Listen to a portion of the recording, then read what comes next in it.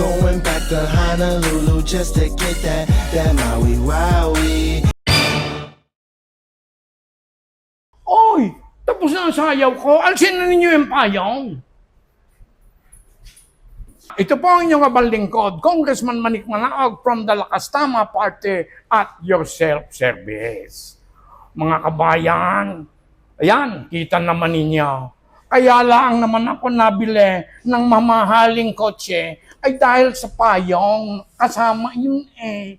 Kanya, yan pwede kong ipasa sa inyong mga kontratista. Pwede rin kayong gumawa ng gayon. Bumili kayo ng mamahaling kotse dahil sa payong.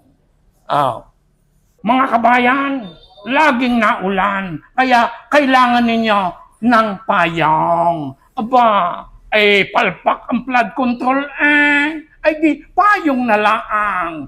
Halina, bumili ng mamahaling kotse para magkaroon ng payong. Going back to Honolulu just to get that Maui Wowie.